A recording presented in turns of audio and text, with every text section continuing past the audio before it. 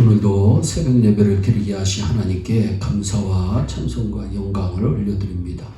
우리 다 함께 사도신경으로 신앙 고백하신 후에 찬송가 350장을 부르신 후 에레미야서 51장의 말씀을 읽으신 다음 오늘 말씀을 듣도록 하겠습니다. 하나님께서 바벨론 나라에 대해 50장, 51장 두 장에 걸쳐서 바벨론 나라를 보복하시겠다고 말씀하신 의미가 무엇일까요?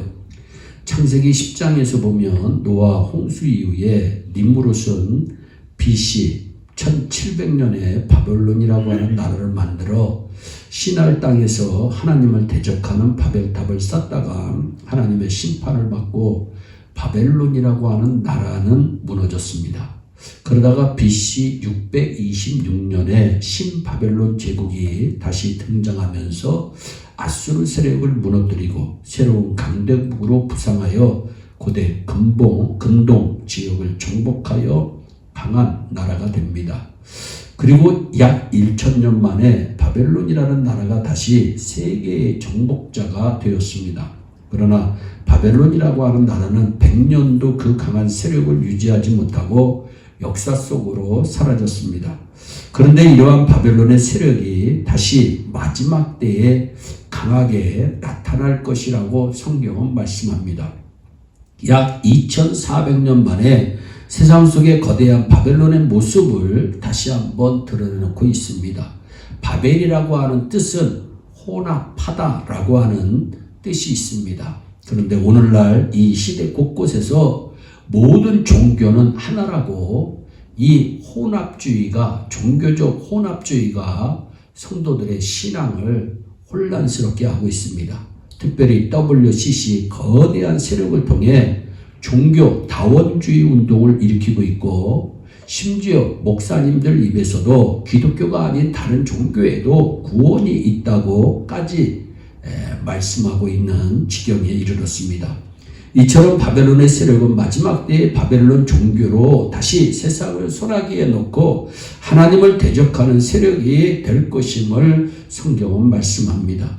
육적인 바벨론 나라는 역사 속에서 사라졌지만 영적으로 하나님을 대적하는 악한 바벨론 세력은 지금도 강하게 세상 속에서 하나님을 대적하고 있고 마지막 때에는 더욱 강하게 세상을 통치할 것임을 성경은 말씀합니다. 그러므로 하나님은 두 장에 걸쳐서 바벨론의 세력에 대해 강한 심판을 예언하고 계신 것은 육적인 바벨론 나라만 언급하신 것이 아니라 영적으로 어두움의 악한 바벨론 세력까지도 언급하고 계신다는 사실을 깨닫기를 바랍니다. 마지막 때의 세상은 분명히 바벨론 같은 거대한 종교 세력이 온 세상을 미혹할 것입니다.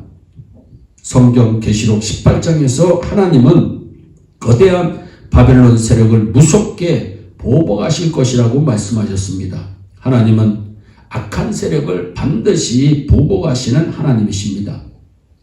에레미야서 51장 1절로부터 10절 말씀에 보면 보복의 때에 대해서 말씀하는데 강대국 바벨론의 멸망은 바벨론이 약해져서 멸망한 것이 아닙니다. 바벨론의 멸망은 하나님에 의해서 계획된 일이었습니다.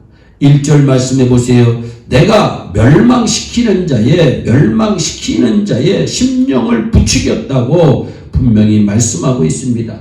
즉 메대와 바사 연합국의 마음을 움직였다는 겁니다. 결코 메대바사가 바벨론보다 강해서 바벨론을 침략한 것이 아니라 하나님께서 그들의 마음을 움직여 바벨론을 공격했다는 것을 성경은 우리에게 말씀하고 있습니다. 바벨론이 이러한 심판을 받은 것은 하나님을 대적하였기 때문입니다. 나를 대적하는 자 중에 있는 자를 치대라고 말씀합니다. 바벨론이 하나님을 어떻게 대적했나요? 어제도 말씀드렸지만 교만함이 하나님을 곧 대적하는 것이라고 하는 사실을 바벨론은 몰랐던 것입니다. 사랑하는 성도 여러분, 교만함은 하나님을 대적하는 행위입니다. 교만한 자들은 내가 언제 하나님을 대적한 적이 있었느냐고 말할 것입니다. 그러나 교만은 곧 하나님을 대적하는 행위라고 하는 사실을 깨닫기를 바랍니다. 왜냐하면 교만은 원수 사탄 마귀에게서 나온 것이기 때문입니다.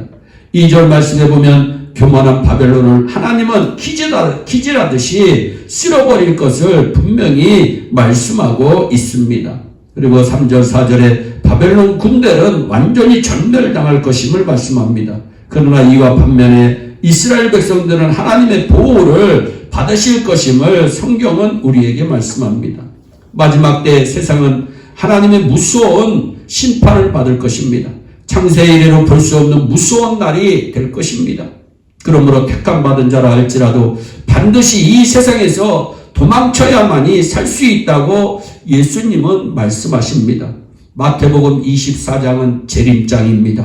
그 재림장 16절 말씀에 그때에 유대에 있는 자들은 산으로 도망할지어다 성경은 말씀합니다.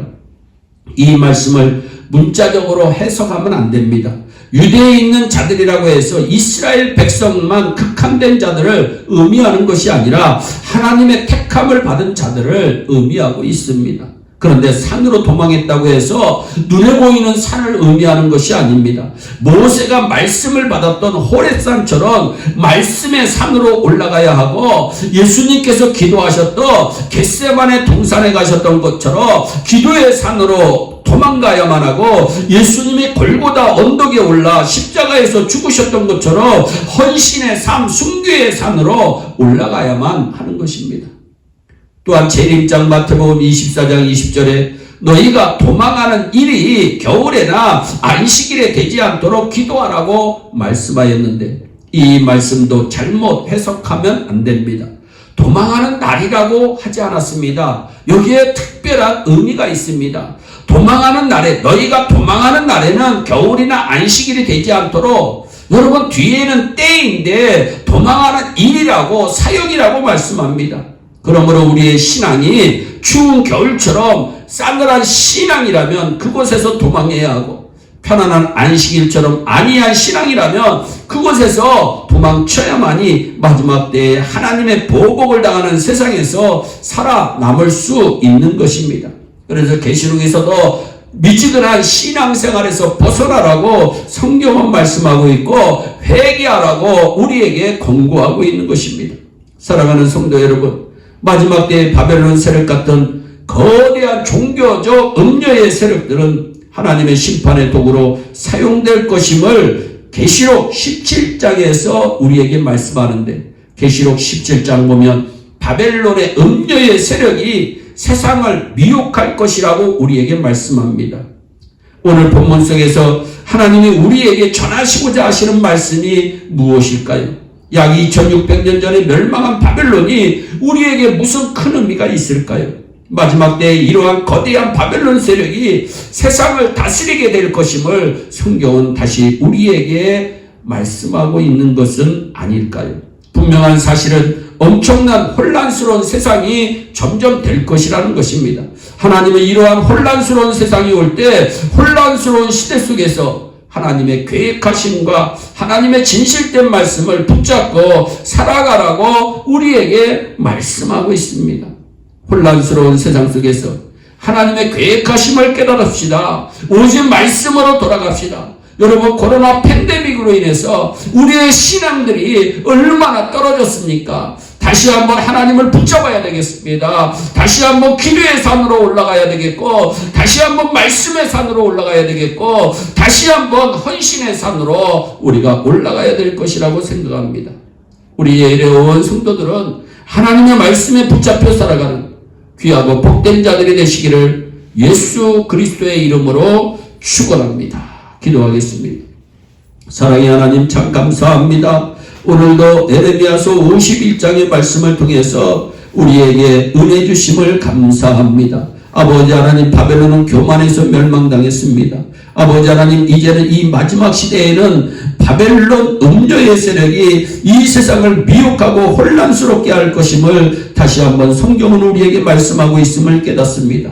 이러한 때일수록 하나님 말씀의 산으로 올라가게 하시고 기도의 산으로 올라가게 하여 주시고 헌신의 산으로 올라가게 하여 주시고 찬송의 산으로 올라갈 수 있도록 주여 은총을 베풀어 주시옵고 아버지 하나님, 늘 하나님께 소망을 두며 말씀에 붙잡혀 살아가는 우리의 온 성도들이 될 수 있도록 은총을 베풀어 주시옵소서. 감사하고 예수님의 이름으로 기도하옵나이다. 아멘.